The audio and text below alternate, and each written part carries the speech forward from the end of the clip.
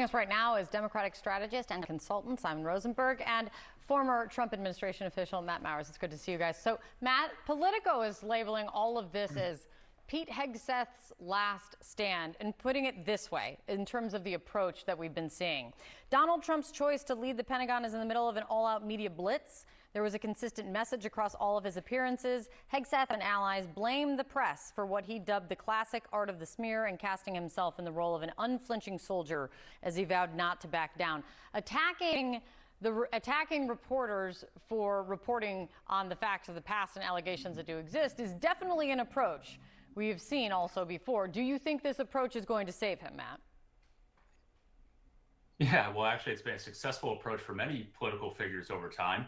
But look, I've been talking to folks on the transition. They truly believe that there's momentum on their side in this nomination, that Pete Hegseth has turned a corner by being willing to engage with any senator and take any question. And in fact, a lot of folks like to see the fight and the grit that he's showing right now. The fact that he's willing to go out there and engage, by putting his thoughts down in an op-ed. The fact that he's willing to engage with every single senator. I mean, at the end of the day, we're not selecting the captain of the kickball team. We're selecting someone who's going to be the Secretary of Defense. We want to see them fight, and he's fighting for this nomination. It's a sign of his tenacity, and there's a strong belief that he'll get confirmed. And you got to remember another piece of this, which is Pete Hegseth has a strong connection to Republican voters from his time on Fox News. Those Republican voters are certainly letting senators know how they feel about this nomination, and those voters are standing with Donald Trump's selection of Pete Hegseth for Secretary of Defense. You make a very important point with your line. We are not looking to confirm the captain of the kickball team, because it leads to something I wanted to ask you about, Simon. The questions that a transition source is saying that Pete Hegseth is being asked in these meetings with senators are things like, are you an alcoholic? Are you a womanizer? And did you embezzle money? On that last one, it's something that seems somewhat to be escaping under the radar with these more salacious details that are being discussed and alleged. He's accused of financial mismanagement of a veterans organization, and he would be taking on a department with a budget of more than $800 billion. This came up in my political conversation yesterday, which is, are Democrats kind of keep taking their eye off the ball in terms of questioning qualifications? Is this a failing by Democrats for not raising this? No, listen, it's in its early days here. I think it's very unlikely that Pete Hegseth survives this. I mean, there's just too many things, and they're too serious. I mean, he wouldn't be a serious candidate to be the head of any organization in the country, given what we've learned over the last few weeks. And to your point, the financial mismanagement is really significant, given that he's being the job that he's being put up for is the head of one of the largest government agencies in the world. And so the other thing that's going to come out, right? I mean, we've already heard these things, but he also has taken very extreme positions on policy. He's come out against NATO. He's come out for pardoning war criminals in a time of war. I think this is a troubled nomination. I would be surprised if he makes it in the coming weeks. And I think it's another sign of Trump sort of stumbling out of the box, and I think misreading his mandate. I think some of these picks, many of his picks have been kind of mainstream Republican picks for his cabinet, but there have been a few that have been extreme. And I think he overreached here, and he's made some mistakes, and I think this is one of them.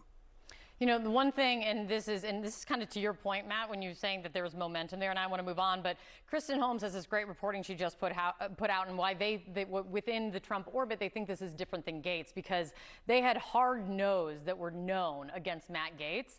And here, the way this one advisor puts it to Kristen, I don't think there's a single actual no on the GOP side of the Senate right now. Math is math until you change it. So we will see. But let me ask you about a different form of math and a very important one, which is government efficiency and cutting the federal budget. Matt, today Elon Musk and Vivek Ramaswamy, they're making their first real Doge moves by heading to Capitol Hill and meeting with key Republicans to talk about government efficiency and cutting the budget, being more efficient. At one point, Musk said that he can cut $2 trillion from the federal budget. Ramaswamy was asked yesterday about the biggest line items in the federal budget: Medicare, Medicaid, Social Security. Here's what he said.